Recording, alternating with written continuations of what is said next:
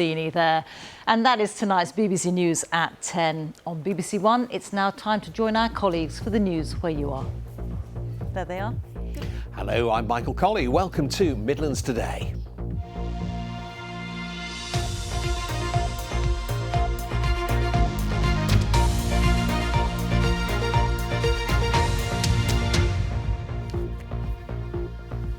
Good evening. Well, it's been a day of frustration for people travelling here in the Midlands, travel being just one of the effects of those worldwide problems with planes and trains hit by IT failures. Flights were delayed or cancelled at Birmingham Airport. In an email to passengers, the holiday company TUI said there had been operational issues caused by the knock-on effect of the global IT issues, which had caused significant disruption. Rob and Sue McBride from Ellesmere in Shropshire were about to jet off to Madeira when their TUI flight was suddenly cancelled. Well, it's 20 to 7 on Friday, computer crash day, and the flight was supposed to leave at 2:50, and TUI have just cancelled the flight to Madeira. It's going to be our first holiday in 45 years. And tonight, Birmingham Airport says planes are flying, but still check with the airline.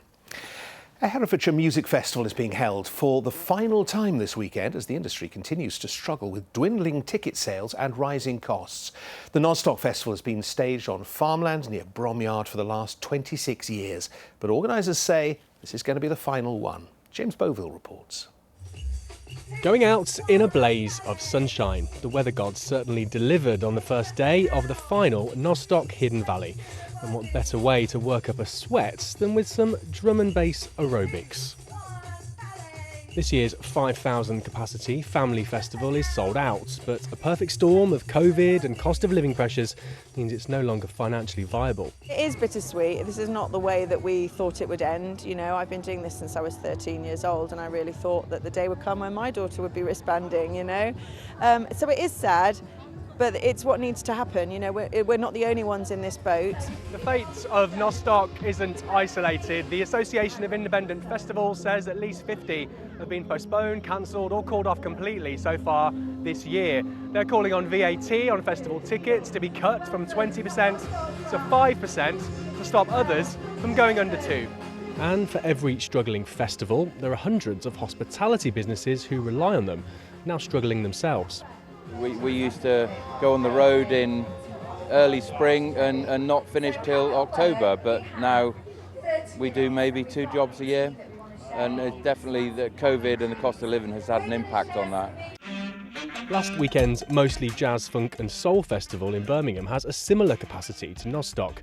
It's still going strong, but times are tough. We have multinational companies, you know, putting out 150 shows into the market this year and been able to outbid all the independent festivals, and it's just drove the price up. Despite the gloomy festival's forecast, punters here are determined to make the most of their last dance in the sun. James Boville, BBC Midlands Today in Herefordshire. A man has been charged in connection with the death of a 52-year-old man who was attacked by 2 dogs in Staffordshire. Ian Price died last September after being attacked by the dogs in Stonell. James Harrison Trimble Pettit, who's 31 and from Fradley, is due to appear before magistrates charged with 2 counts of owning a dog dangerously out of control where death is caused. The Princess Royal has formally opened the new emergency department at Worcestershire Royal Hospital. The £35 million unit was designed to ease some of the pressures on the department. It's now a week since the Princess returned to official duties after an accident involving a horse. England cricket's newest competition, the 100, returns next week. Now, the short form of the game doesn't necessarily appeal to everyone, but it has been credited with helping women's cricket turn professional. Dan Pallett's been to see Birmingham Phoenix in training for the new season.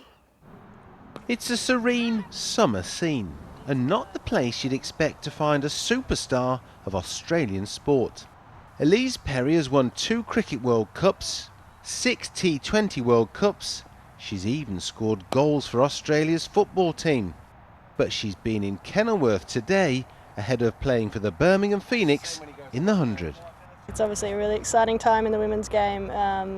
There's been so much growth and development over the last decade or so, but in particular the last couple of years, and just the chance to still have the privilege to play has been amazing, and playing alongside so many great young and talented girls is just motivating enough, that's for sure. It's English cricket's showpiece event. Now in its 4th year, it attempts to raise the profile of the game.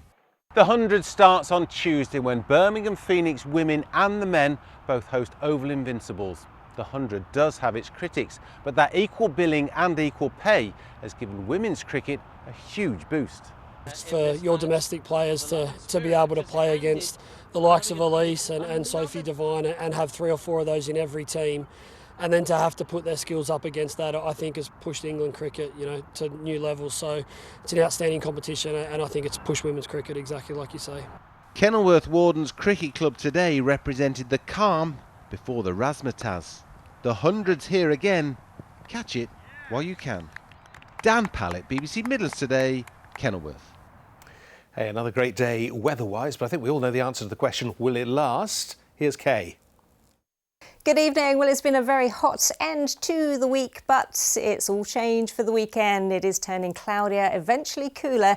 We're going to be seeing a few showers as well. For the time being, though, it's pretty quiet out there at the moment. We've still got some clear skies, but we're going to start to see the cloud increasing as we head into the early hours of the morning. I think we'll stay mostly dry through tonight, but it is quite warm and muggy at a minimum temperature of 14 to 15 degrees. Tomorrow morning, then, perhaps a little bit of brightness across the east, but it's going to cloud over pretty quickly, and we're going to be grey for much of the day tomorrow. A few showers to start with, but these showers could be getting a little bit heavier and more persistent as we approach the last part of the afternoon and into the evening. Could be some thunder and lightning in there as well. Temperatures starting to come down a little bit, but still up into the 20s. Bit of a mixed bag later on, and temperatures at around 20 to 21 Celsius. Thanks, Kay. We're back tomorrow evening, 6:40 BBC One, but from Midlands Today for today, good night.